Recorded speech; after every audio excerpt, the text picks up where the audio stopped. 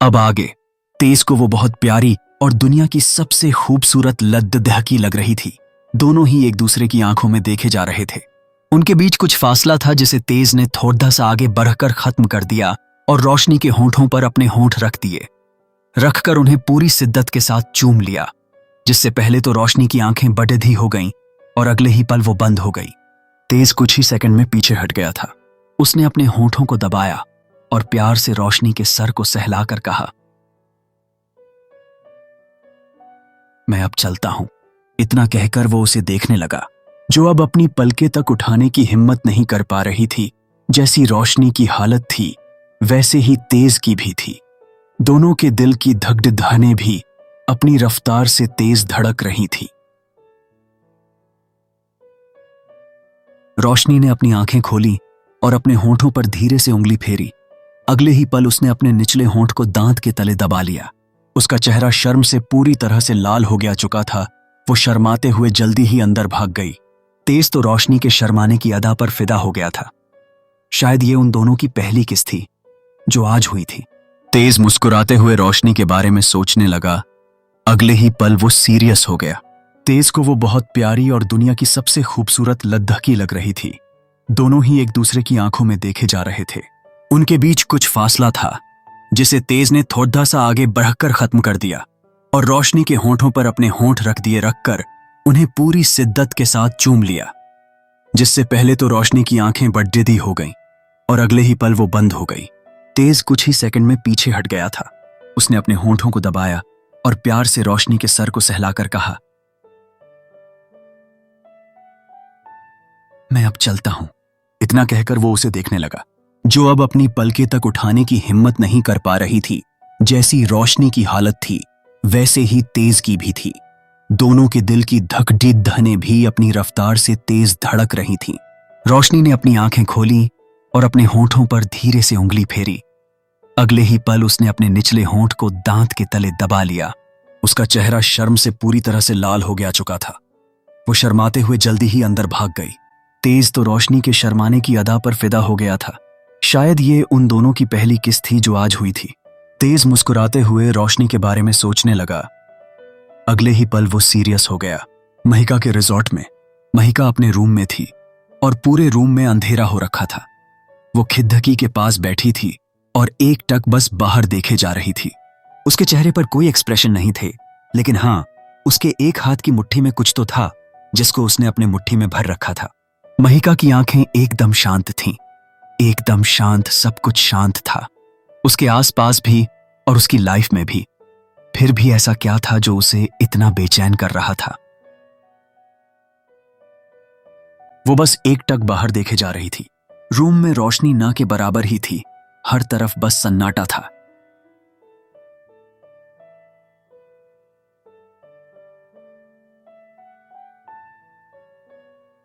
वही दूसरी तरफ आयान अभी भी जागा हुआ था। वो अब भी काम ही रहा था। वो कहीं जा ही रहा था कि उसे आसमान में चमकता हुआ चांद नजर आया।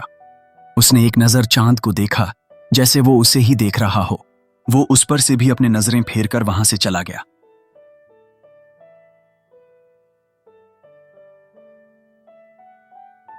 वही रिजॉर्ट महिका के रूम में महिका अभी भी एक टक बाहर ही देखे जा रही थी। तभी उस रूम का दरवाजा खुला। जैसे ही वो दरवाजा खुला, उस रूम की सारी लाइट ऑन हो गई, जिससे अंदर आने वाले को पता ही नहीं चलेगा कि उसके आने से पहले वो रूम अंधेरे से घिरा हुआ था। महिका ने उस सन्नाटे के साथ ही एक ड्रॉर खोला और उसमें अपनी बंद मुट्ठी को खोल दिया और अगले ही पल उसे बंद भी कर दिया। ताहिरी, जो अभी अभी अंदर आई थी, जब उसने महिका को खिड़की के पास खड़े हुए देखा तो वो उसके पास जाते हुए कहा, तू वहां क्या कर रही है? महिका ने कोई जवाब नहीं दिया तो ताहिरी ने उसके कंधे पर हाथ रखते हुए कहा, क्या सोच रही है? महिका ने एक बार अपनी पलकें झपकाईं और बिना उसकी तरफ देखे कहा, होने वाली मीटिंग के बारे में सोच रही थी। तुम्हारा काम कैसा चल रहा है? कोई प्रॉब्लम तो नहीं हो रही? ताहिरी ने आराम से उसके बिस्तर पर पसरते हुए कहा।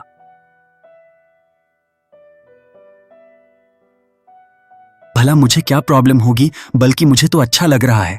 महिका ने अपना सर हिला दिया, फिर वो भी उसके साथ बैठ गई और एक फाइल खोलकर पढ़ने लगी।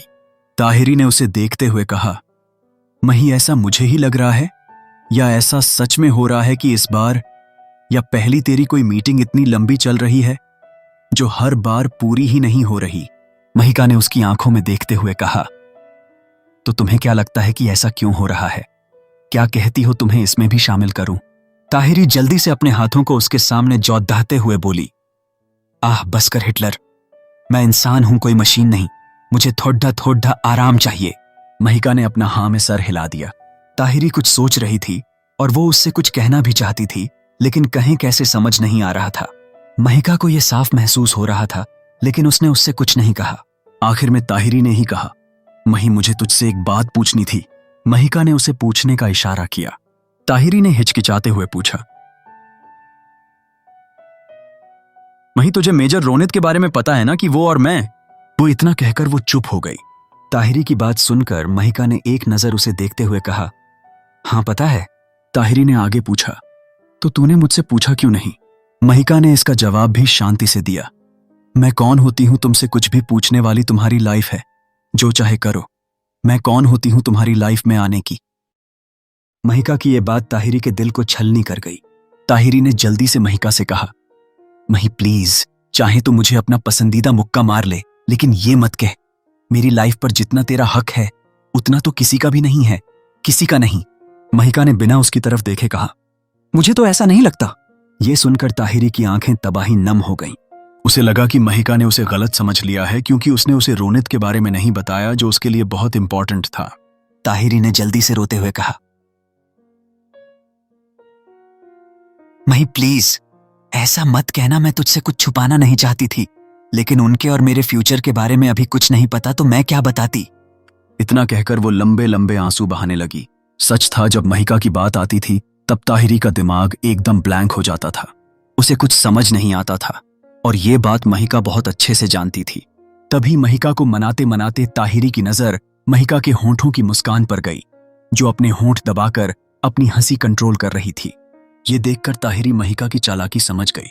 उसने अपने आंसुओं को पोंछते हुए महिका को गुस्से से देखते हुए कहा, तू मजाक कर रही है मेरे साथ? ताहिरी की बात सुनकर महिका और ज्यादा देर तक अपनी हंसी कंट्रोल कर पाई और जोर जोर से हंसने लगी।